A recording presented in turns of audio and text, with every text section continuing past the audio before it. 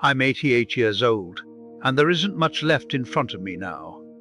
The days are short, even when they're long. The nights are quiet in a way that presses against your ears. And at this age, you start to see your life not as it felt while you were living it, but as it truly was. The biggest lie I ever believed was that there would always be more time. It sounds harmless when you say it, sensible even. Of course there will be more time. Next week, next year, after the promotion, after the kids grow up, after things settle down. I built my whole life on that quiet assumption, and now I sit here with more time than I ever wanted, and nowhere to put it. When I was a young man in my 20s, time felt endless. I worked my first real job at 23. I remember thinking, this is just the beginning. I'll work hard now so I can relax later. That was the plan. It always felt temporary, the long hours, the missed dinners, the exhaustion. Temporary sacrifices for a permanent reward. I wasn't cruel, I wasn't careless. I loved my wife. I loved my children when they came along. I just believed there would be more time to show it. In my 30s, I was busy becoming someone. That's how I thought of it. Becoming someone important. Someone respected. I chased titles and raises the way other men chased hobbies. I told myself it was for my family, and in some ways, it was. I wanted them safe, comfortable, proud of me. But I see now that what I really wanted was approval. I wanted to feel like I mattered in a world that didn't notice ordinary men. My wife used to wait up for me in those years. I'd come home late, the house dark except for the kitchen light. She'd be sitting there with a book she hadn't really been reading. We'd talk for a few minutes. I'd tell her about meetings, about plans, about what might happen next quarter. She'd nod. She always nodded. I told myself we'd have real conversations later, when things slowed down. They never did. The children grew the way children do, quietly, and then all at once. I missed more than I remember. School plays I arrived late to, weekend mornings spent in the office. Vacations cut short because something important came up. I always promised to make it up to them. I remember my son once asking if I could help him build a model airplane. I said, not tonight, maybe this weekend. That weekend I had a deadline. The box sat unopened on his shelf for months. Eventually he built it himself. I didn't think much of it at the time. It was a small thing, but small things are what make up a life. In my 40s, I had what most people would call success. A larger house, a newer car every few years, my name on an office door. People listened when I spoke. I remember standing in that office one evening after everyone had left. The sun was setting behind the buildings, and I felt proud, I suppose. I thought, this is what all the work was for, but even then, there was a thin emptiness underneath it. I ignored it. I told myself it was just fatigue. At home, my wife had stopped waiting up. We still spoke. We still shared meals, but something had shifted. Our conversations were about logistics, schedules, bills, the children's grades. We stopped telling each other small, unnecessary things, the kind of things you tell someone when you assume they'll always be there to listen. I thought marriage was something that maintained itself, like a house you'd already finished building. It turns out it's more like a garden, and I had stopped watering it. In my 50s, the children, they packed their things and drove away to start their own lives. I stood in their empty rooms and felt a strange surprise. I hadn't realized it would happen so fast. I thought there would be more years of noise, more mornings of cereal bowls in the sink. My wife cried that first week after our daughter left. I held her and told her it was natural. This is what we raised them for, I said. What I didn't say was that I felt something else. A distance. They called, of course. They visited on holidays, but they had their own circles now, their own emergencies, their own people. And I had meetings. In my 60s, I finally slowed down. Retirement came with a handshake and a plaque. People made speeches about my dedication. They talked about my contributions. I smiled. I shook hands. I felt important. Then Monday came and no one called. I woke up early out of habit and had nowhere to go. The house felt unfamiliar during the day. My wife had her routines.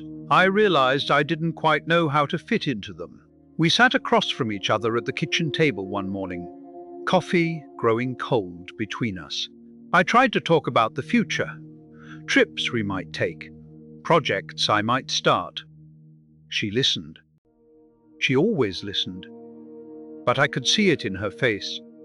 A tiredness I hadn't noticed before. A few years later, she got sick. It wasn't dramatic at first, just fatigue, doctor's appointments, tests, words we didn't fully understand. Then one day, the doctor used a tone that told us everything. I remember driving home in silence. The world outside the car looked the same as it had that morning. People crossing streets, stores open for business, life continuing without hesitation. Inside that car, everything had shifted. We had time, they said. Maybe a year. Maybe less. For the first time in my life, I understood what time actually meant. I sat beside her hospital bed and tried to compress decades into months. I told her stories I should have told years ago. I apologized for things she never accused me of. I held her hand in a way I hadn't since we were young. She squeezed back, but she was already drifting somewhere I couldn't follow. One evening, she looked at me and said, "We were always going to have more time, weren't we?" She wasn't accusing me, she was stating a fact we had both believed. That was the turning point. Not her death itself, though that hollowed me out, but that sentence, "We were always going to have more time." After she was gone, the house grew enormous. Every room echoed. I walked past her chair in the living room and still expected to see her there. I reached for my phone to tell her something small, a funny thing on the news, a memory that surfaced, and then remembered. The children visited when they could. They were kind. They were busy. I don't blame them. I had taught them how to be busy. In my 70s, I started noticing how few people called just to talk. Most conversations had a purpose, arrangements, updates, obligations. The casual closeness I once assumed would always be there had thinned out. I began to see the pattern.